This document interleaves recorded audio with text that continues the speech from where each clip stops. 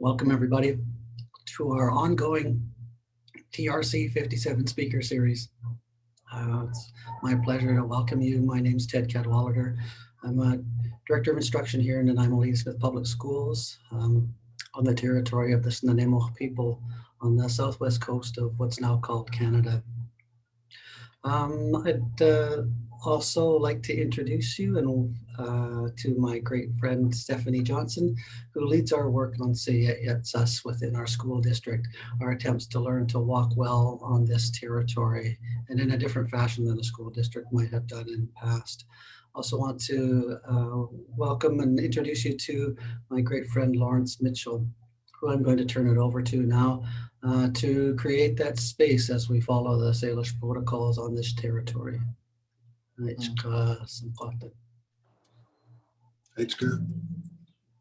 Titel CM, Heichka at the Quail, Heichka at the High All Eight Squail.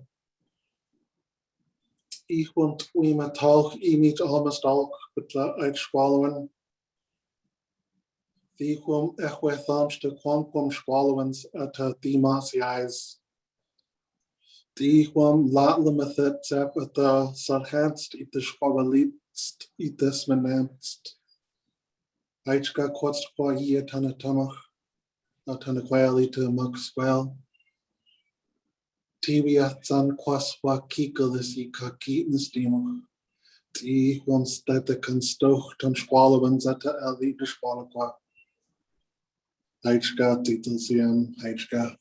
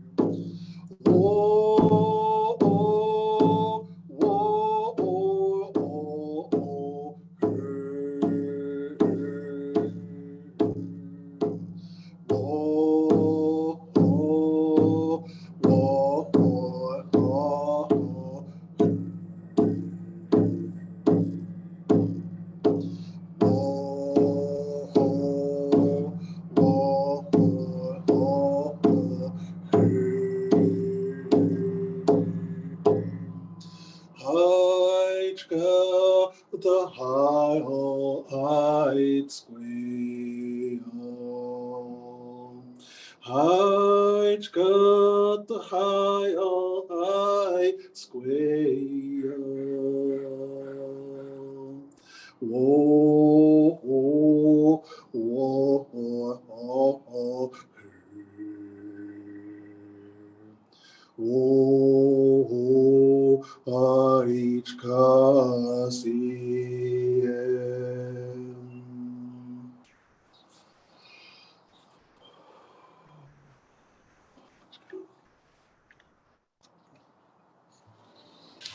It's again, my great friend. I've always loved that expression of gratitude that you bring to this day and to this time, inviting our ancestors, our children, our descendants to come together around in this space to listen to some knowledge that we get to share to help us on our journey. I also want to let all of our guests out there today who've joined us to let you know that it's Tsongkwatin's birthday today, Lawrence's birthday. And so he's joined us, and then we'll quickly jump back into his job where his colleagues are waiting to wish him a great day as well. So again, thanks, Lawrence. Oh, look at the chat too. Everybody's giving you some happy birthday wishes. All my heart, from across the country. Yep, it's wonderful. As I mentioned, our TRC 57 speaker series is part of the work that we're doing within the Nanaimo Ladysmith Public Schools to figure out a way for our school district to be more reflective of the teachings of this territory and the people who've lived in these territories since time immemorial. We've started on this journey in a number of different ways. And part of it is to reach out and seek advice from knowledge keepers across this country. And one of the ways that we've done that is connect with UBC Press and our great friend, Carrie Kilmartin. So I want to raise my hands to Carrie and the help that she's given us in setting up our speaker series. It's my great pleasure today to introduce you to Paulette Regan, whom from I see in the chat needs zero introduction from me. And one of the books that has been brought to our attention across this country and across this world is Unsettling the Settler Within. And so without further ado, I'm going to turn it over to Paulette Regan to talk to us about the journey that she's been on professionally and personally in the midst of what we're now calling reconciliation. So to you, Paulette. Well, thank you. And first of all, thank you to Lawrence Mitchell for his prayer and his song and for starting us off in such a good way. And thank you, Ted, and for your warm words of welcome, and to Stephanie for your kind invitation to this speaker series. So I'm here today in Vancouver in unceded Coast Salish territory, the beautiful homelands of the Musqueam, Squamish, and Tsleil-Waututh peoples, who have always protected and cared for these lands and waters and continue to do so today. So I want to start, as I always do, with deep respect, humility, and gratitude. I remember and honor residential school survivors who have taught me so much about the courage, resolve, and resilience it takes to speak truth to power, calling for justice in the face of persistent violence, oppression, racism, and denial. Without their wisdom, vision, and action, there would have been no Truth and Reconciliation Commission. There would have been no national dialogue to reveal the history and ongoing impacts of residential schools and settler colonialism on Indigenous lives. Survivors are part of a long history of Indigenous activism here in British Columbia and across the country. And Indigenous peoples have always resisted the forces of colonization, working to heal its devastating intergenerational impacts, even as they protect and exercise their rights. They are revitalizing their own culturally specific spirituality, political philosophies, governance systems, and laws, those land-based ways of life that the Indian Act and residential school system sought to destroy.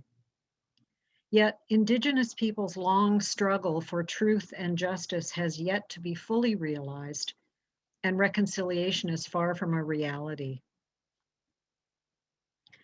The burden of decolonizing and transforming Canada should not fall on Indigenous shoulders. As settler peoples, this burden is quite rightly ours to bear. Along with the intergenerational benefits that we reap from the vast wealth and resources of Indigenous lands, we also inherit a collective responsibility to right past and present wrongs against Indigenous peoples. And fulfilling this responsibility involves doing our own decolonizing work. For reconciliation to be more than a repurposed tool of historical racism, inequity, and oppression in 21st century Canadian society, settler-colonial culture, institutional structures, and power relations must undergo an unsettling paradigm shift. In Unsettling the Settler Within, I argued that in order to truly participate in the transformative possibilities of reconciliation, we as non-Indigenous people must engage in our own process of truth-telling and decolonizing on personal and socio-political levels. 11 years after the book was published, we are still just beginning this journey. I wrote the book as a personal reflection on my own unsettling journey. I wrote it as a call to consciousness and action to forge new decolonizing pathways, principles, and practices of truth-telling, reconciliation, and transformation in decolonial solidarity with Indigenous peoples. I wrote it to explore how asking difficult questions about the uncomfortable emotions we experience when listening to Indigenous life stories might be a catalyst for unsettling allies in potentially decolonizing transformative ways. I wrote it to critique superficial acts of reconciliation and caution against creating new forms of allyship that simply replicate well-established settler-colonial historical narratives, cultural attitudes, patterns of behavior, and practices that we say must change. So all of this makes it crucial to interrogate our ideas about allyship. Some critics argue that the whole concept of allyship should be rejected. They say that all too often the actions of allies are nothing more than self-congratulatory tokenism that does nothing to change the settler-colonial status quo. Others reframe the concept through a decolonial lens to critique settler-colonial history, culture, and identity at the root of tokenism and explore the concept of ethical allyship. So how do we work in ethical partnership with Indigenous peoples to dismantle settler colonialism and restructure Canadian society so that Indigenous nations can once again thrive in their own homelands? What decolonizing principles and practices can guide us in doing this work? So here we can turn to the 2015 TRC Final Report and calls to action for some guidance. The Commission established a decolonizing transformative vision of reconciliation with guiding principles and a national framework for Canada to implement. On December 15th, 2020, the 5th anniversary of the TRC Final Report, the Commissioners assessed Canada's progress on reconciliation. And they said that while some TRC calls to action have been implemented, overall progress on reconciliation has been too slow and uneven. They urged governments and all Canadians to renew a sense of urgency, purpose, and unity to complete this work, saying, quote, "This is not an anniversary for celebration, but one for national honesty and urgent and meaningful action," end quote. The Commissioner's concerns are well-founded. While various governments, institutions, and organizations have made reconciliation a priority, and many collaborative community-based reconciliation initiatives are underway across the country, public controversy over reconciliation remains high.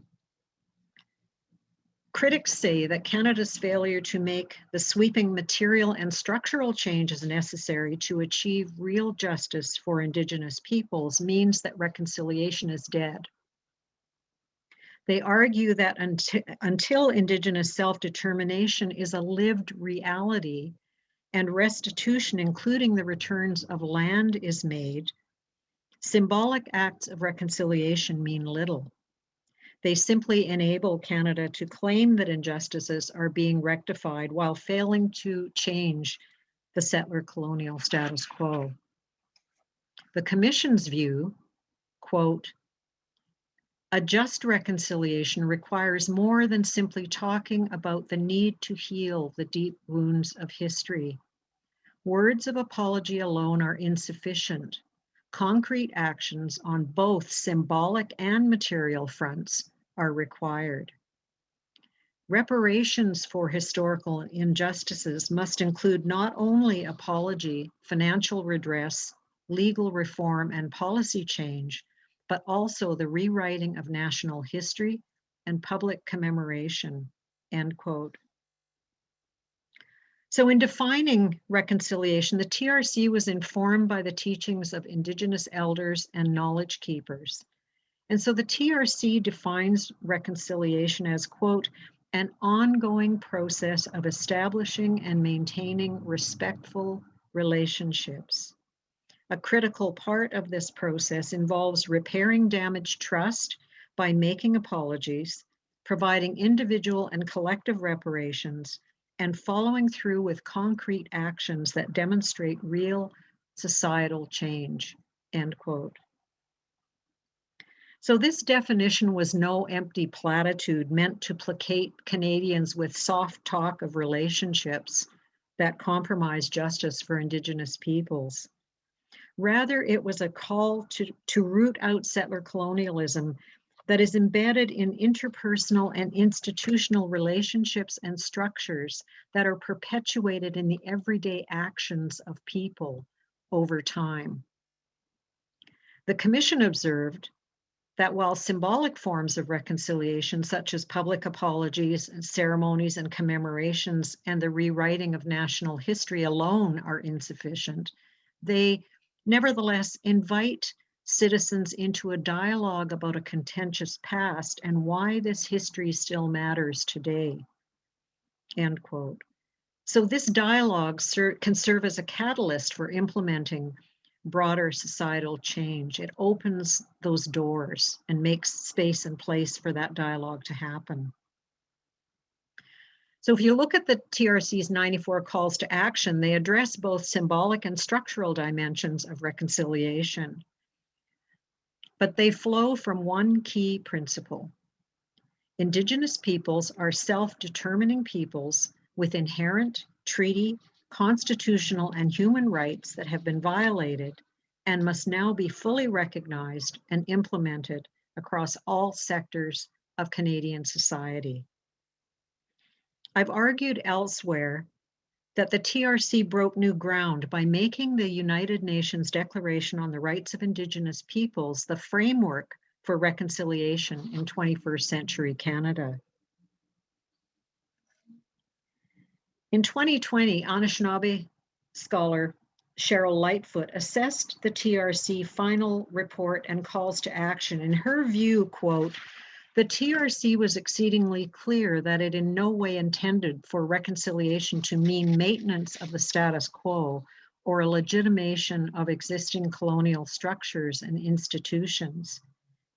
The TRC linked reconciliation and the implementation of the UN Declaration so tightly together that rejecting full implementation of the UN Declaration would necessarily equate to a rejection of the TRC report. Reconciliation in Canada can only mean transformative change," end quote. Other experts point out that, quote, the UN Declaration is now the single most important framework for reconciliation in this country that can help us advance the unfinished business of decolonization and establish just and proper nation-to-nation and government-to-government relations in Canada, end quote.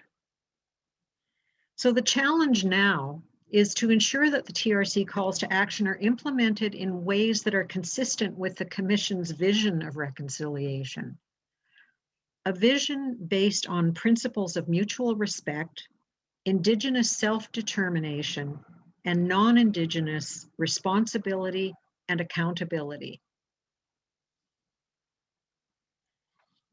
The Commission was under no illusion that reconciliation would be easy because it, quote, involves dismantling a centuries-old political and bureaucratic culture in which all too often policies and programs are still based on failed notions of assimilation, end quote.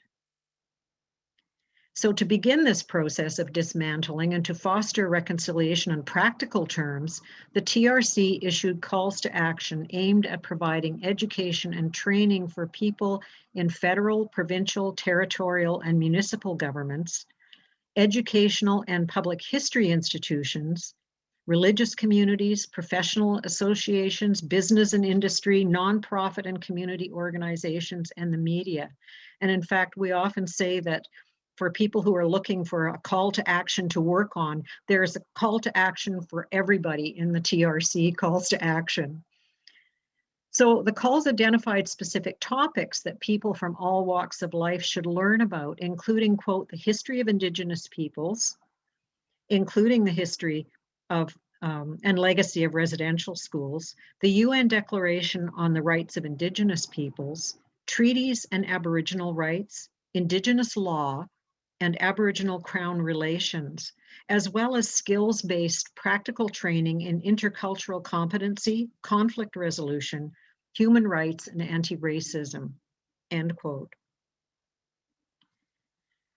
So the TRC's vision of reconciliation as an ongoing process of establishing and maintaining respectful relationships must be built on a foundation of decolonizing historical knowledge and transformative learning. In the final report, the Commission concludes that Canadian society is built on a legacy of British Empire and a settler culture and identity based on Euro-Canadian worldviews, values, and attitudes that stem from a belief in white racial superiority and Indigenous inferiority that must be dispelled. The TRC found, and we found this overwhelmingly, that most Canadians know very little about the diverse history of Indigenous peoples that runs counter to the settler-colonial story of Canada that they learned in school. Quote, this lack of historical knowledge has serious consequences for First Nations, Inuit, and Métis peoples and for Canada as a whole. In government circles, it makes for poor public policy decisions. In the public realm, it reinforces racist attitudes and fuels civic distrust between Aboriginal peoples and other Canadians. Too many Canadians still do not know the history of Aboriginal peoples' contributions to Canada or understand that by virtue of the historical and modern treaties negotiated by government, we are all treaty people. History plays an important role in reconciliation. To build for the future, Canadians must look to and learn from the past, end quote. So the Commission heard, again, many, many times that education is critical for reconciliation. And if you look at the TRC report, you'll see that reflected in the fact that there's an entire chapter of the report of the reconciliation volume is dedicated to the importance of education for reconciliation. Survivors told us that they wanted their children and grandchildren to learn their own histories, cultures, languages, and ways of life. They also want Canadians to learn not only about the history and legacy of residential schools, but about Indigenous history and culture and the rich contributions they have made to this country. So the TRC emphasized that how this history is taught is as important as the subject content of what is taught. So there are specific calls to action to develop new history education curriculum and pedagogy, including specialized training for educators on how to teach difficult subject matter and integrate Indigenous knowledge and teaching methods into university teacher education programs and classroom learning at all levels. We should not underestimate the persistence and power of Canada's settler-colonial history, a story that has been taught in schools and reinforced in popular culture for many years. In Unsettling the Settler Within, I argued that non-Indigenous people remain reluctant to interrogate a historical myth that has become a cornerstone of Canadian national identity and history and is a barrier to reconciliation. Quote, most Canadians, if asked about the history of our relationship with Indigenous peoples, would not describe it as violent. Rather, we take pride in a cherished national myth that distinguishes between the horrific wars of frontier settlement in the United States and the more benign settlement process that we tell ourselves occurred in the Canadian West. In this narrative, we cast ourselves in the role of benevolent peacemakers who negotiated treaties and implemented policies intended to bestow on Indigenous peoples generous benefits of peace, order, good government, and Western education that were the hallmarks of the colonial project. Yet this history of treaty-making laws and policy calls into question the emblematic myth of the peacemaker. So the peacemaker myth begins with the story of colonial treaties, benevolent policies, and settler altruism, and continues today with a new storyline about achieving reconciliation. If we have not yet fully plumbed the depths of our repressed history, then we lack a foundation for living in truth.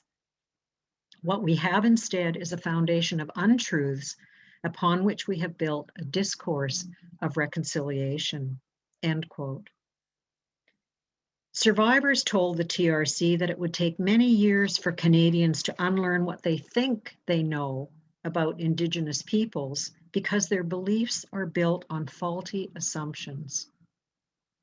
They said that for real change to occur, Canadians must learn about the hard truths of our shared colonial history, quote, in ways that change both minds and hearts, end quote. Educating ourselves about these hard truths and asking ourselves difficult questions about our denial and lack of knowledge about the past is a critical first step for allies.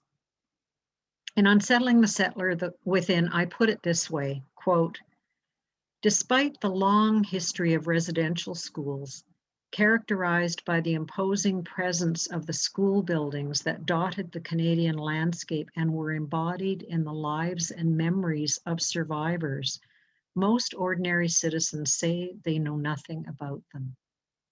The schools, some of which are still standing, remain comfortably invisible to Canadians, as do the former inhabitants themselves.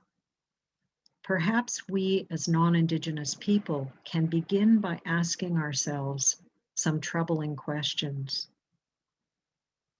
How is it that we know nothing about this history? What does the persistence of such invisibility in the face of living survivors tell us about our relationship with Indigenous peoples? What does our historical amnesia reveal about our continuing complicity in denying, erasing, and forgetting this part of our own history as colonizers while pathologizing the colonized? How will Canadians who have so selectively forgotten this sad chapter in our history now undertake to remember it? Will such remembering be truly transformative or simply perpetuate colonial relations? Surely without confronting these difficult questions as part of our own truth-telling, there can be no genuine reconciliation. What if we were to embrace survivors' stories as powerful teachings, disquieting moments in which we can change our beliefs, attitudes, and actions? The unsettling questions we then ask ourselves are ripe with potentially transformative, perhaps even liberatory possibilities. End quote. So changing our minds and hearts begins with hearing Indigenous truths that trigger feelings of settler-colonial denial, guilt, shame, and empathy. These emotions can either paralyze us into inaction or be a catalyst for individual and collective change. In the book, I argued that the process of unsettling allies requires us to, quote, risk interacting differently with Indigenous people, with vulnerability, humility, and a willingness to stay in the decolonizing struggle of our own discomfort, end quote. We cannot just theorize about, sorry, that's not the end quote. We cannot just theorize about decolonizing and liberatory struggle. We must experience it, beginning with ourselves as individuals and then as ethically responsible socio-political actors in Canadian society, taking responsibility for educating ourselves, reflecting critically on what we've learned, and being accountable for our actions today, end quote. So while strong emotions can serve as a decolonizing catalyst, it's important for allies to resist jumping from gaining knowledge to taking action without taking the time to reflect on what we've learned. If we stay stuck in feelings of denial, guilt, and shame, we risk self-absorption, making the process all about us. These feelings can also trigger colonial empathy that is rooted in those old stereotypes about settler benevolence and peacemaking. Our empathetic responses should do more than make us feel good about helping Indigenous victims by listening with a sympathetic colonial ear. Rather, we must practice a decolonizing ethics of caring, what the late cultural theorist Roger Simon described as a willingness to, quote, undertake an active ethical engagement with the past, one that might forge new relations of solidarity with Indigenous communities in a collective struggle for a more just future, end quote. Being responsible for doing our own decolonizing work doesn't mean that we do it in isolation. Rather, we do it in respectful dialogue and partnership with Indigenous colleagues. As ethical allies, we must be accountable to Indigenous peoples for our actions. So earlier I said that allies can draw on the TRC's vision of reconciliation based on decolonizing principles of mutual respect, Indigenous self-determination, and non-Indigenous responsibility and accountability. These principles are touchstones of ethical allyship that we can apply to 4 key reconciliation practices. So the first practice, gain more knowledge and insight through ongoing education. Learn with a spirit of inquiry. Be open to Indigenous knowledge, perspectives, and ways of teaching and learning. Use educational resources, especially the works of Indigenous authors and artists, to deepen your knowledge and understanding. There is such a wealth of resources out there. Learn from your own stories. What does the history of non-Indigenous allies in the past reveal about their complicity in and resistance to the colonial project?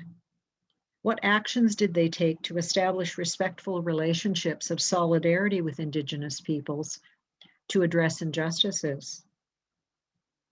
What insights about being an ethical ally can we gain from their successes, and perhaps more importantly, their failures? Second, build authentic relationships. Get to know one another as people first. Whose Indigenous territory are you on? What are the protocols you must follow? Share something about yourself, who you are, where you come from, and why you are doing this work. Listen to elders and knowledge keepers if they choose to share teachings with you. What teachings do Indigenous testimonies of violence, abuse, racism, and oppression hold for you? How do Indigenous histories of resilience, resistance, and the reclaiming of history, culture, and identity challenge your assumptions about Indigenous peoples? Be open to hearing uncomfortable truths. Learn from history, but do not be held prisoner by it or overwhelmed by its legacy. Be honest about your thoughts and feelings and willing to share these respectfully with others when appropriate. Earn trust. Keep your commitments. Communicate quickly when problems arise and work collaboratively with Indigenous colleagues to mitigate or resolve these issues. Listen deeply and work with humility. Don't assume you have the answers. So the third practice, be an ally, not a bystander. Develop strategies to leverage the power and privilege of your position. How can you shift unequal power dynamics? How can you change institutional culture, policies, and programs? What steps can you take to ensure that Indigenous peoples are at the table in decision-making processes? How can you support and work in solidarity with Indigenous change agents to challenge racism and inequity in ways that foster reconciliation and transformation? And the fourth practice, reflect on and learn from your efforts to use these reconciliation practices. Take responsibility for your own decolonizing work. Don't be paralyzed by unsettling feelings of denial and guilt and shame, but rather view them as a profound call to decolonial action. Stay open to constructive feedback from Indigenous colleagues that can change your perspectives and actions. I've learned over the years that often the criticisms I don't want to hear are the hard truths that I need to hear most. Identify and use a touchstone question to keep you on track, something that works for you.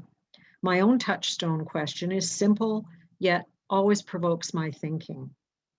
Is what I'm about to do recolonizing or decolonizing? So I want to finish by talking about allies and hope. The principles and practices I've talked about help us to stay in a decolonizing struggle that, despite its difficulty, can give us hope.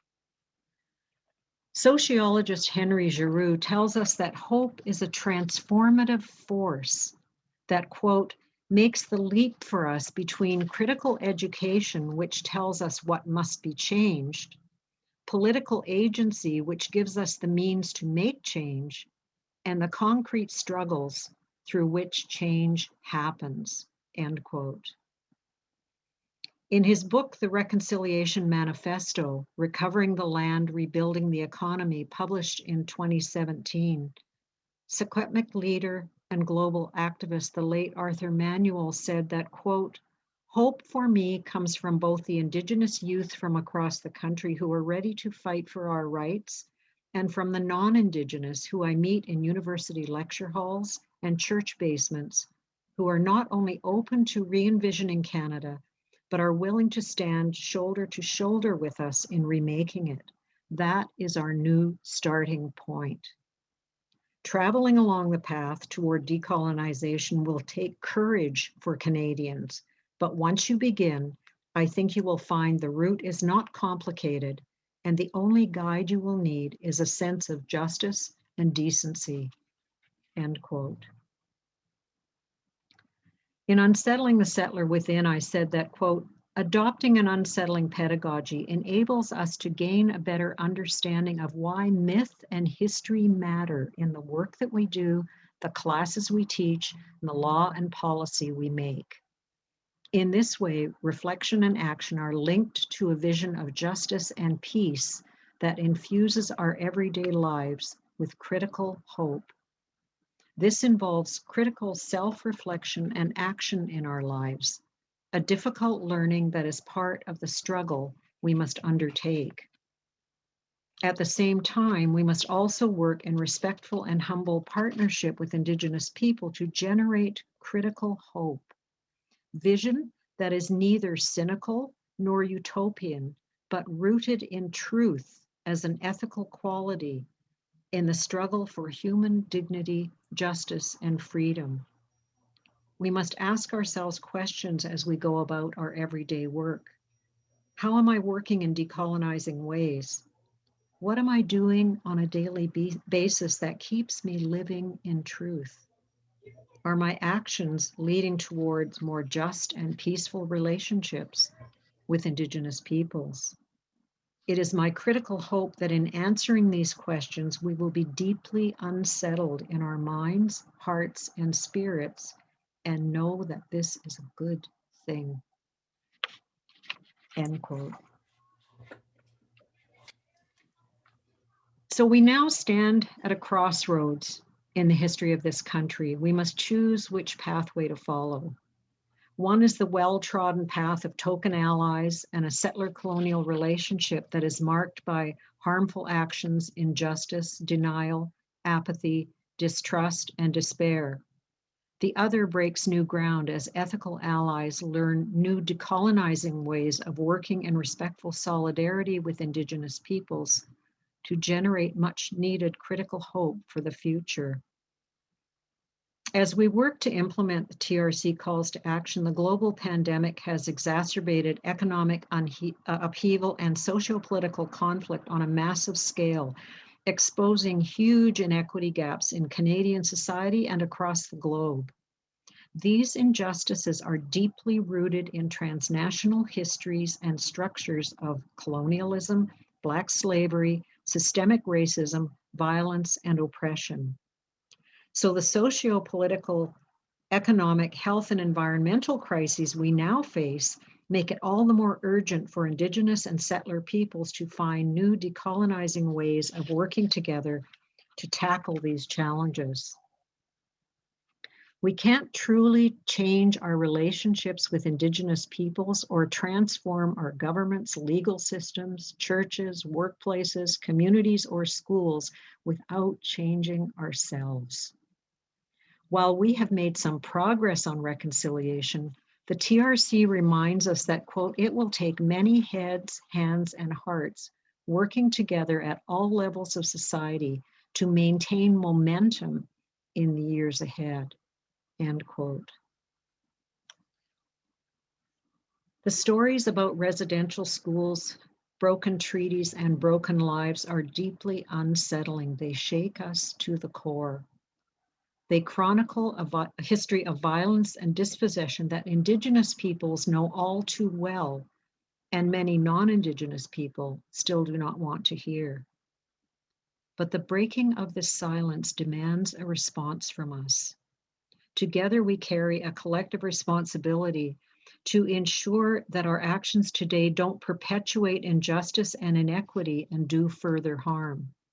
For genuine reconciliation to happen, there must also be truth and justice. If we as non-Indigenous people fail to remedy injustice, if we fail to work actively to decolonize and transform our relationship with Indigenous peoples, the burden of that failure will rest squarely upon our shoulders. And all of our children and grandchildren, both Indigenous and non-Indigenous, will have to live out the consequences of that failure. They would be justified in calling us to account for passing this burden from our shoulders onto theirs. The TRC cautions that, quote, together Canadians must do more than just talk about reconciliation. We must learn how to practice reconciliation in our everyday lives, within ourselves and our families, and in our communities, governments, places of worship, schools, and workplaces." End quote. Remember that practicing reconciliation is a long-term decolonizing process. It's an ongoing process. Be courageous and kind. Engage in respectful dialogue, celebrate your accomplishments, and learn from your mistakes. My mother taught me that truth and justice always come from the heart. Survivors and elders and knowledge keepers have taught me that transformative possibilities reveal themselves to those who have eyes to see, ears to listen, clear minds, and open, humble hearts. Survivors have gifted us with their testimonies. It's up to all of us to honor the gift of their legacy by living out their vision of justice, reconciliation, and peaceful coexistence on these lands we now share. From this perspective, reconciliation is not a goal to be achieved, but a way of living together.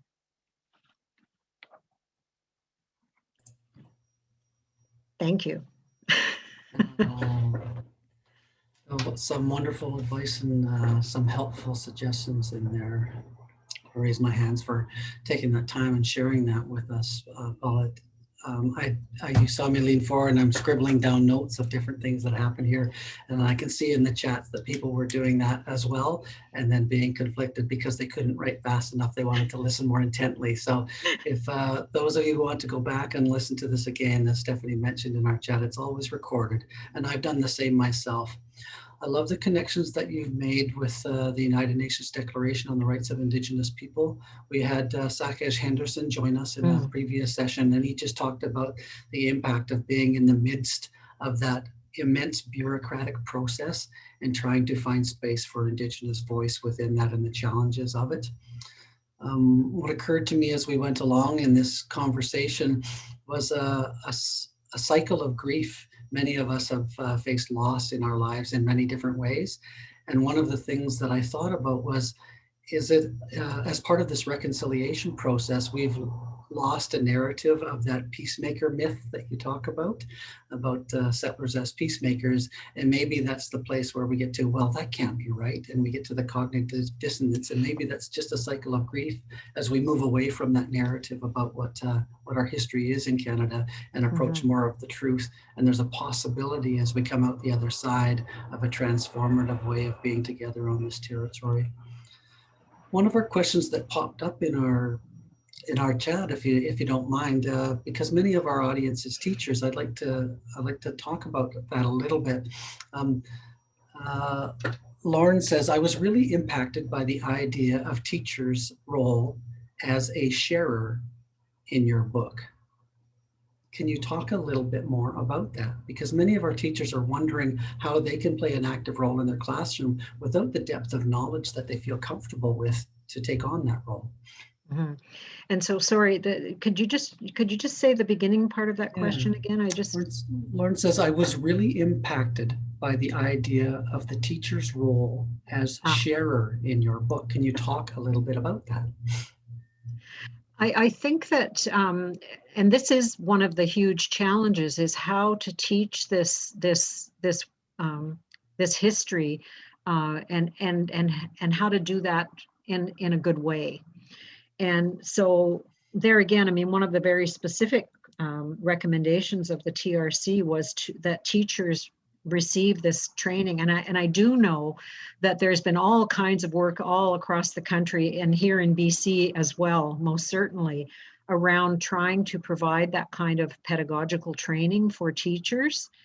And I think that for non-Indigenous people, non-Indigenous people can find this really challenging because they don't feel they have the knowledge level that would make them feel comfortable. So there again, I think it's so important to involve Indigenous people. Where are they? Invite Indigenous experts to come into the classroom and many teachers are already doing these things, but it's so important because it creates that space and that place for Indigenous knowledge and Indigenous, if you invite an Indigenous elder into your classroom, the kids are going to get such a different perspective from this elder, and there's such power in that on so many different levels. And so find creative ways, and as I say, I fully, I raise my, I fully acknowledge there are so many teachers who are doing absolutely amazing work in doing these things and finding ways to do things importantly. And I mean, I always think about Sylvia Smith, who started the Project of Heart, which I know many teachers here were involved in. A school teacher in Ontario who started this small project around teaching the kids in her classroom around about residential school history, and did that through art. And it was such a powerful, powerful example. And of course, it grew, and people started doing this all across the country. And those projects, I believe, they are still ongoing. And so I think that there are so many people who you can bring into your classroom. So I would say a huge part of that is enriching your classroom by inviting Indigenous people into the classroom, because it doesn't matter what the topic is, they have a wealth of knowledge that they can share with your students, and that's actually doing that on a very tangible, in a very tangible, concrete way. So it's not just about, talking about this history. It's about actually inviting people who've lived this history and have that lived experience and that knowledge into the classroom to work with you as partners in learning. Yeah, thank you for that. I noticed that a bunch of people are putting it to our chat. It's going to all our panelists, and so not out to the broader audience, but they mentioned Project of Heart with the projectofheart.ca and a number of other suggestions too that we'll share along the way. One of the questions that pops up from our friend Lauren in here is somewhat BC specific, but maybe you can speak a little bit about how, Lauren says, with respect, I'm curious about how we can reconcile the democratic process with hereditary transfer of power. So many of our communities, as you know, have hereditary chief chairs and operate those systems simultaneously with an Indian Act electoral process. Can you talk a little bit to that question about how we might reconcile those processes, or maybe they just live together? I think that what I would say about that is that of course, that's up to communities themselves to I mean, I don't have the answer to that, but what I can say about that is the TRC was very much aware. And when I talked before about reconciliation at all levels and in all areas, the TRC very much recognized that there needs to be a lot of reconciliation work within and between and among communities themselves. And so one of the things that the commission really emphasized was the importance of Indigenous law and Indigenous approaches to dispute resolution and reconciliation, and the need for Indigenous peoples to be able to access their own justice systems and their own dispute resolution systems. And we know that and they're very diverse, because of course different nations have different legal traditions, and there again, there's amazing work being done across the country, including at the University of Victoria, for example, around Indigenous law and how do communities access their own laws and use those to resolve their own internal conflicts. And so I think the role for non-Indigenous people in that is there is no role.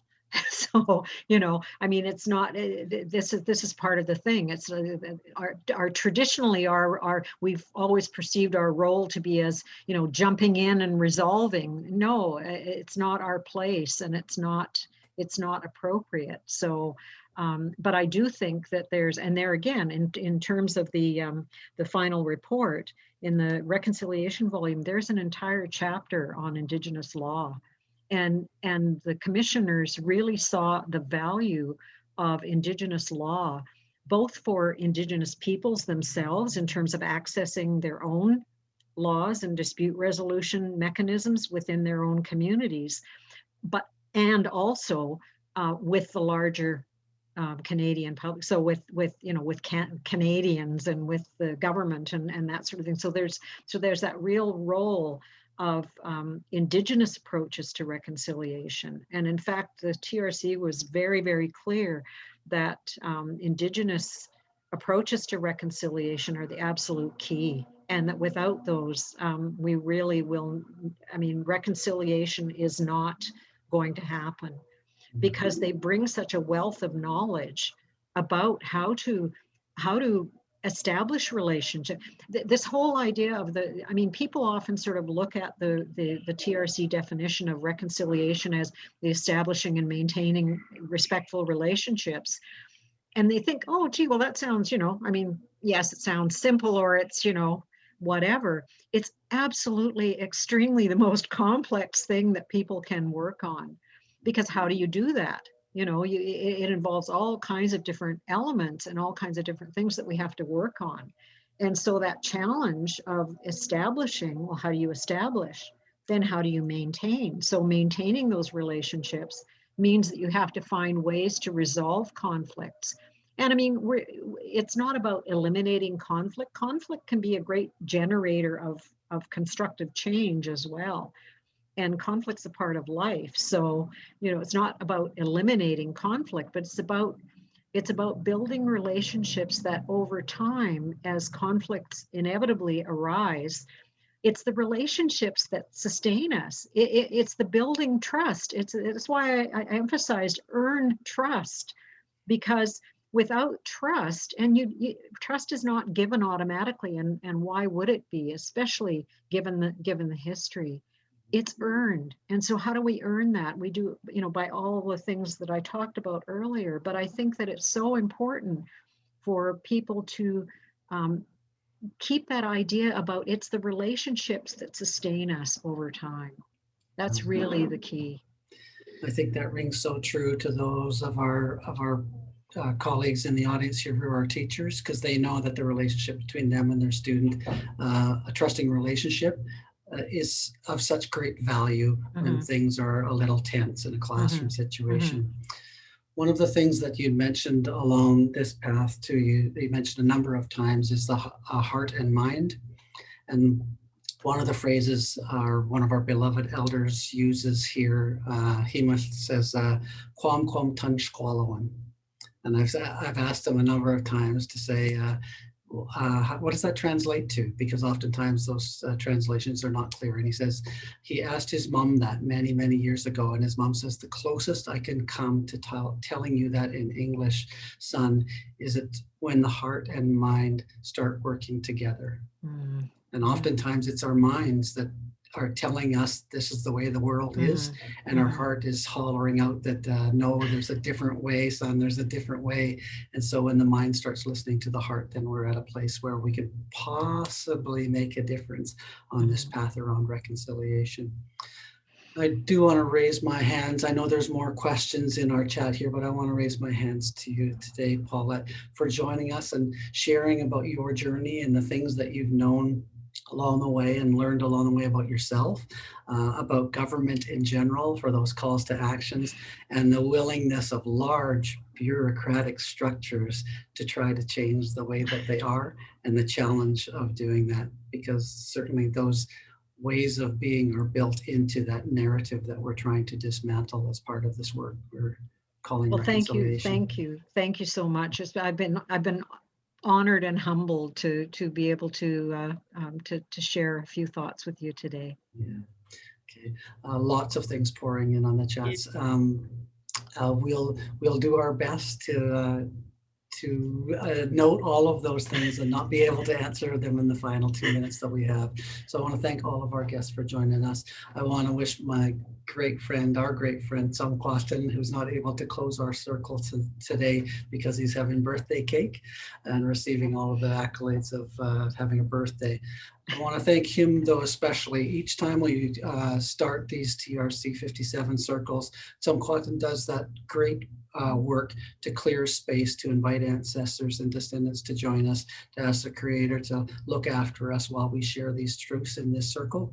And he does such a wonderful job, as many of our knowledge keepers do across this country, to create that space for Indigenous voice to be heard. And in this case, from our great friend Paulette, who's giving us some great advice on guiding the work of allyship across this country. Thanks for joining us, everybody. See you next time. you. Thank Bye. you. Bye.